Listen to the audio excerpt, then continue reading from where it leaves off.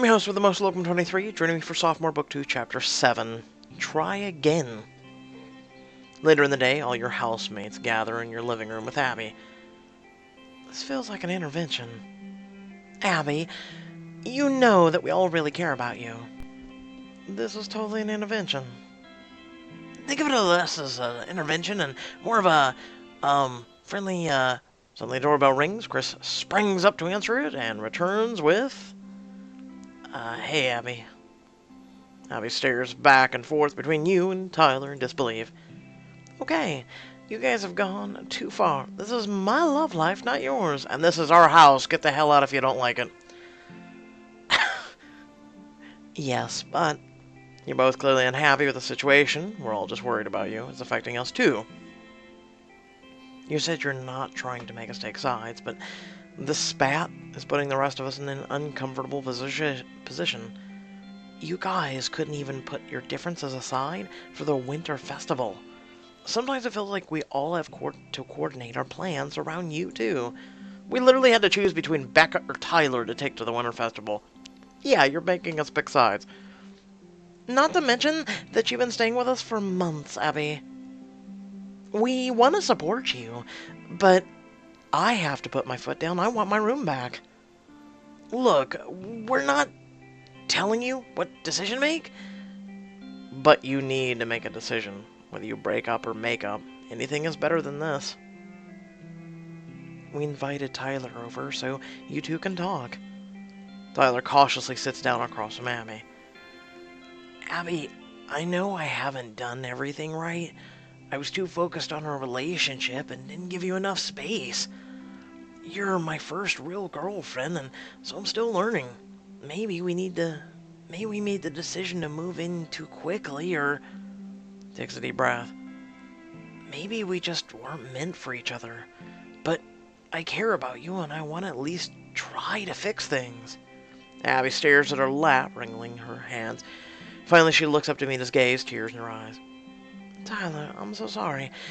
I know that putting off this talk hasn't been fair to you, but I really haven't known what I want.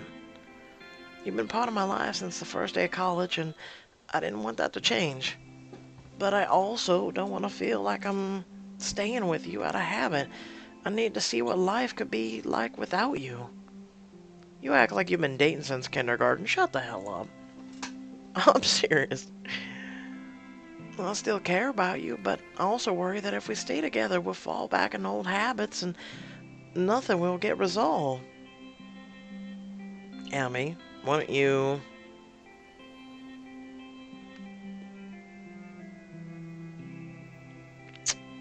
I'm gonna go with chance to compromise. It sounds like Tyler didn't realize you were feeling this way. Maybe the issues you're having are easier to fix than you think. Mizumi is exactly right. I can't read your mind, but if you tell me what's wrong, I can try to help. I know. It's just that you seem so happy with things, and I thought that if I complained, I'd hurt your feelings. Abbie, how can I really be happy if you're not? Abbie leans forward and Tyler reaches out and takes her hand in his. As long as we're both committed to doing better, I think we can do this. I'm willing if you are. We just need to communicate and be open to addressing our issues. I agree. And I'm sorry that I didn't handle this well, but I guess I'm still learning how to deal with relationship problems too. It's okay. We can learn together. I was surprised you didn't all of a sudden flip out and go, I don't want to learn together. Like, she has been spoiled brat. Think about it. Tyler squeezes her hands and turns to you. Guys, thanks so much for making this happen. But I think Abbie and I should talk alone. Can you give us a minute? You're in our house and you're telling us to get out. Really? I got an idea. Why don't you go to the porch and talk out there? I'm so tired of them running our house. Oh my god. Actually, Tyler, maybe we should go back to your apartment, our apartment, to talk. I think these guys have probably had enough of me taking over the house. Finally, she realizes. Bye! Don't let the door hit you on the way out. After you help Abbie gather up her stuff, she and Tyler head home. You and Zach wait from the porch and watch them go.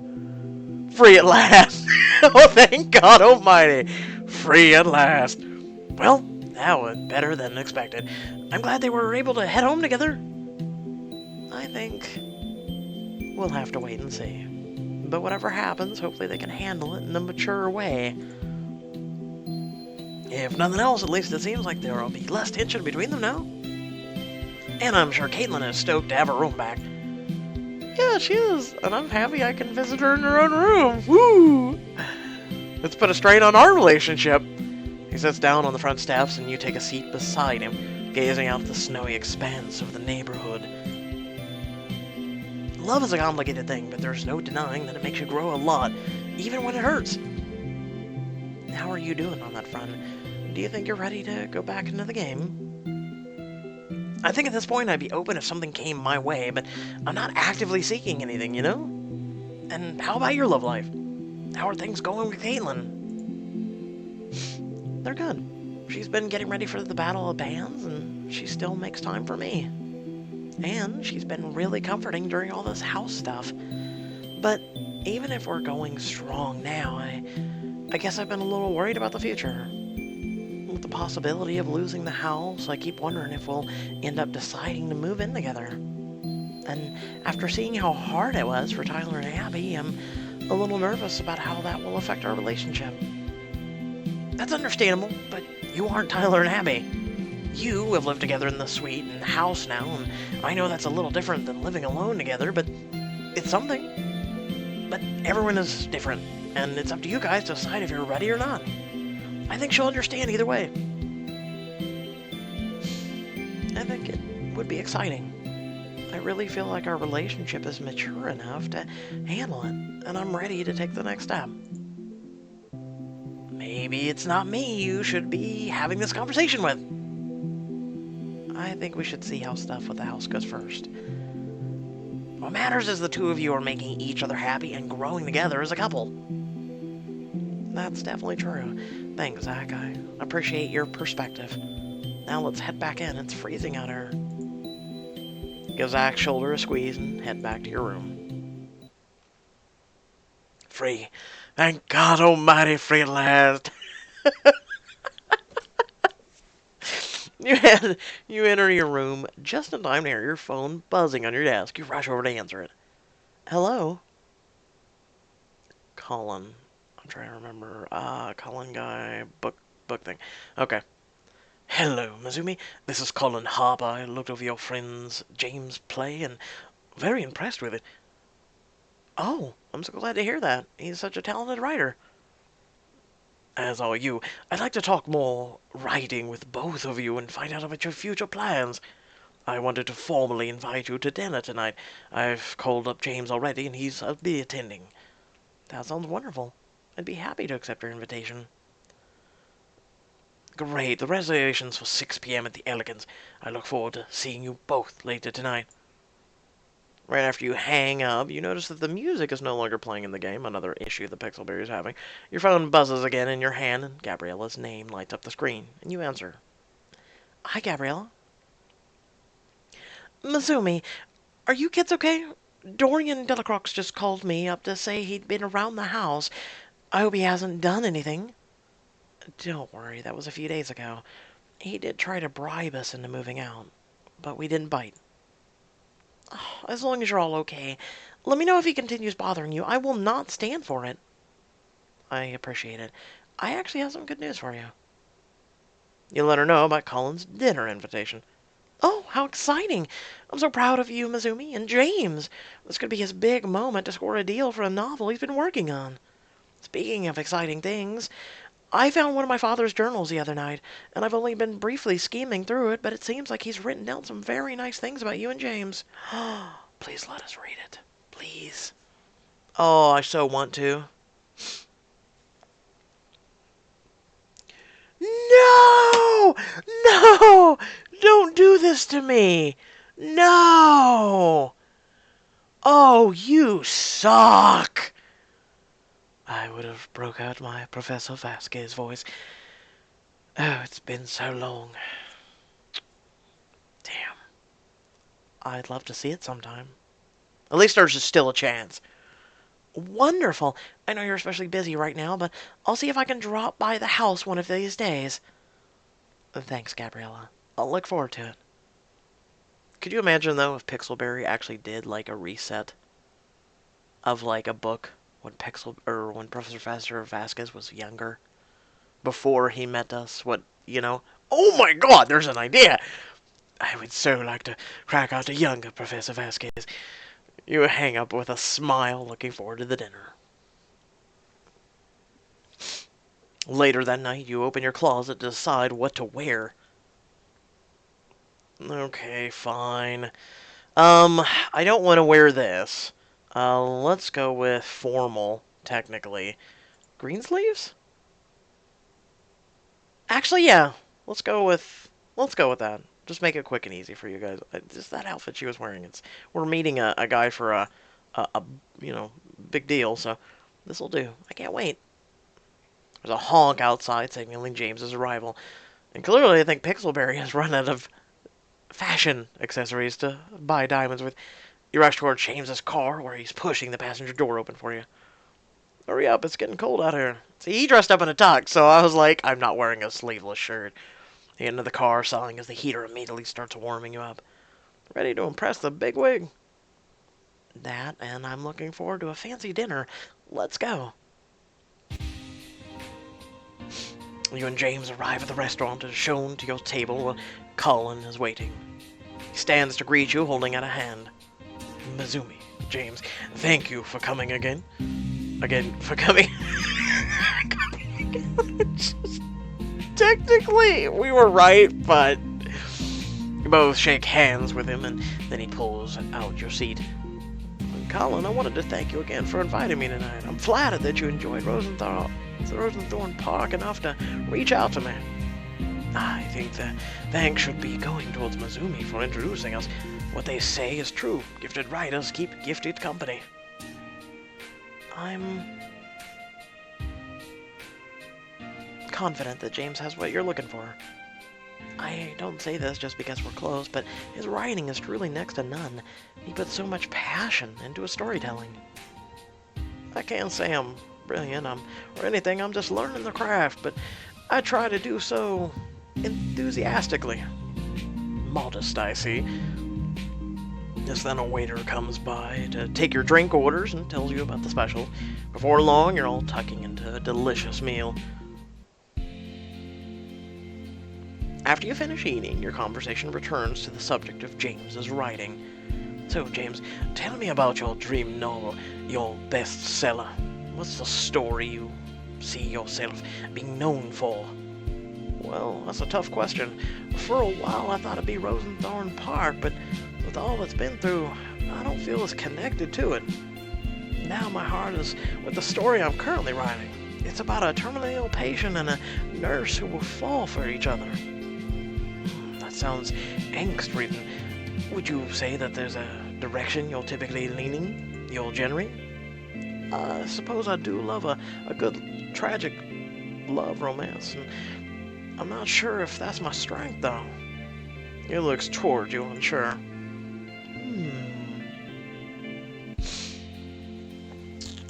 Okay, this is tough. I'd say James's strength is... Thinking of big words. No, we don't want to go with that. I want to go with capturing the complexity of the character, because he did put quite an... if you remember the play, back in freshman, he did put quite a surmountable of effort into the character's complexity and unraveling them as it went.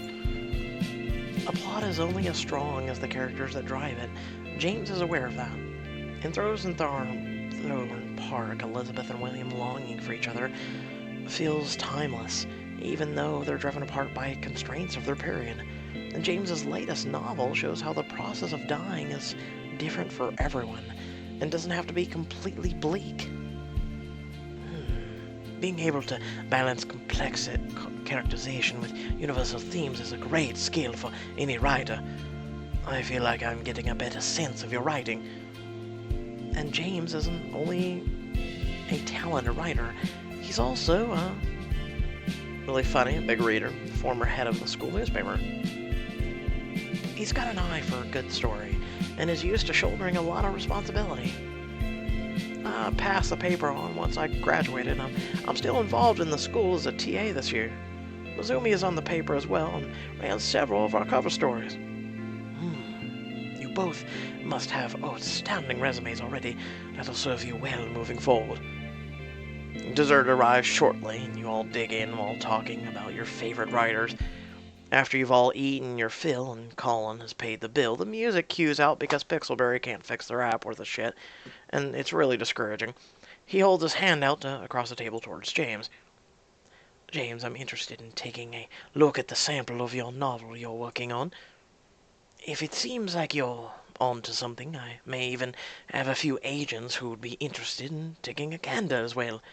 I think the fiction community will have plenty to say about you in a few years. James impressed Colin at the dinner. That's incredibly generous of you. Thank you so much. Believe me, it's my pleasure. He holds out his hand towards you as well. And, like I said the other night, Polar Bear would love to work with you in the future too, Mizumi. We see boundless potential in your future. Or in your work. Technically the same. You shake Colin's hand. It seems more fluid when sometimes I improvise. Thanks, Colin. This was a lovely night. I appreciate the invitation. The three of you walk towards the exit. There, Colin bids you a farewell. You and James emerge into the chilly night. Thanks for making me look good in front of Colin back there. You really helped boost my confidence. James, that was all you. You always light up when you talk about your writing. I was just there to back up what you said. You really showed Colin how much storytelling means to you. He left that table beyond impressed with you. I don't think I could have done it without you there. We really make the best team, and Colin was just as interested in your writing. I think Colin and Polar Bear will be more than happy to work with both of us. That's definitely comforting. Before James can reply, there's a buzz in his pocket. He takes out his phone and reads a message. What the? Teddy just texted me. He says he can see us? Oh, your comedian buddy. You both look around and hear a shout. James, Mizumi, my dear friends. Teddy runs across the street towards you, waving an arm over his head. Teddy, what are you doing in Northbridge?